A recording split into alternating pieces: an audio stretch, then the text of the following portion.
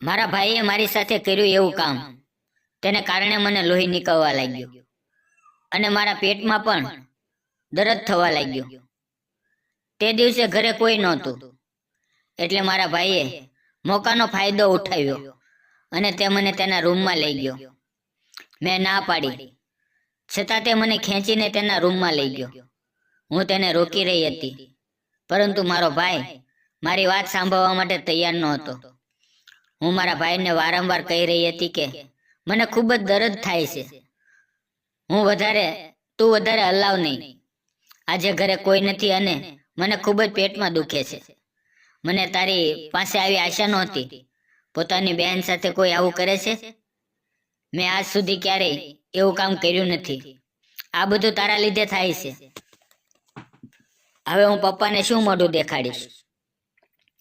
આજે મારો ભાઈ મારી સાથે એવું કરવાનો હતો એ વાતથી હું સાવ અજાણ હતી. મને મારા ભાઈ પાસે આવી આશા નહોતી કે મારો ભાઈ મારી સાથે આવી હરકત કરશે. હું ના પાડતી રહી છતાં પણ. મિત્રો, મારું નામ મયુરી છે અને હું 20 વર્ષની છું. મારે એક મોટો ભાઈ છે જે મારાથી 3 વર્ષ મોટો છે અને મારી માનું 5 વર્ષ પહેલા અવસાન થઈ ગયું છે.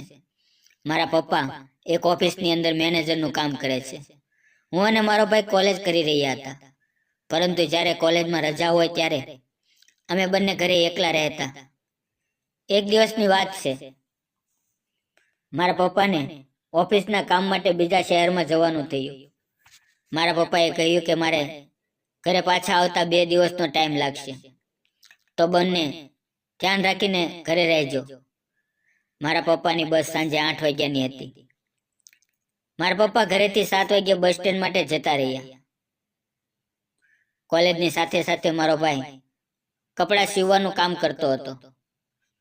મને કપડાં સીવવાના મશીનથી ખૂબ જ ડર લાગતો, એટલે હું ક્યારેય પણ મશીનની પાસે જતી નહીં. કારણ કે એક દિવસ હું મશીન ઉપર કામ શીખી રહી હતી ત્યારે મશીનની સોય મને આંગળીની અંદર લાગી ગઈ હતી, એટલે હું ખૂબ જ ગભરાઈ ગઈ હતી. મારા પપ્પા ગયા એટલે મારો ભાઈ મારા રૂમમાં આવ્યો અને તે મને કહેવા લાગ્યો, દીદી, તું મારા રૂમમાં આવ, મારે તારું કામ છે. મેં કહ્યું, હું અત્યારે નહીં આવું, મારા પેટની અંદર ખૂબ જ દર્દ થાય છે. એટલે મારો ભાઈ મને બળજબરીપૂર્વક ખેંચીને પોતાના રૂમમાં લઈ ગયો અને મને કહેવા લાગ્યો, આજે હું તને કપડાં સીવવાનું શીખવવાનો છું. મેં કહ્યું, મને સિલાઈ મશીનથી ખૂબ જ ડર લાગે છે. મારા ભાઈએ કહ્યું, તું બેસ તો ખરી, હું તને શીખવાડું છું. પછી હું મશીન ઉપર બેસી ગઈ અને મશીન ચલાવવા લાગી. થોડી વાર પછી મારો ભાઈ કિચનમાં પાણી લેવા માટે ગયો અને અચાનક મારી આંગળી મશીનની સોયમાં આવી ગઈ. મને ખૂબ જ દર્દ થવા લાગ્યું. મેં મારા ભાઈને જોરથી અવાજ આપ્યો તો મારો ભાઈ દોડતા દોડતા મારી પાસે આવ્યો અને સિલાઈ મશીનમાં મારી આંગળી ફસાયેલી જોઈને તે હેરાન થઈ ગયો.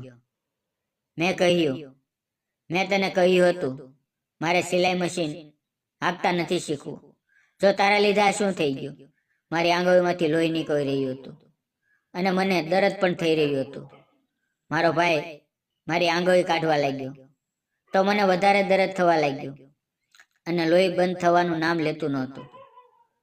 મારો ભાઈ જેટલી આંગળી હલાવતો એટલું વધારે દર્દ થતું હતું.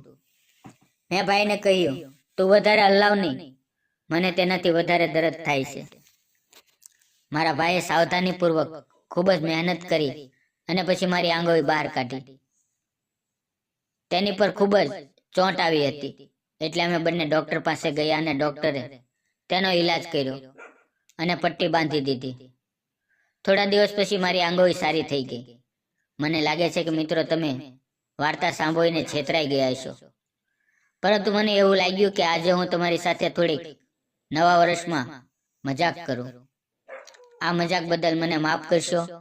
ફરી મળશું એક નવા વિડીયોમાં. ત્યાં સુધી આવજો અને જતા પહેલા વિડીયોને લાઈક અને ચેનલને સબસ્ક્રાઇબ જરૂર કરજો, કારણ કે આ તમારો ભાવનગરનો મિત્ર તમારી માટે રોજ રોજ સુંદર મજાના વાર્તાના વિડીયો લાવી રહ્યો છે. તો મને તમારો સાથ અને સહકાર આપજો. વિડીયોમાં આવેલા નામ, પાત્ર અને ઘટના ફક્ત કાલ્પનિક છે. તેનો કોઈ પણ વ્યક્તિ સાથે સંબંધ નથી. વિડીયો પૂરો જોવા બદલ આપ સૌનો ખૂબ ખૂબ ધન્યવાદ મિત્રો.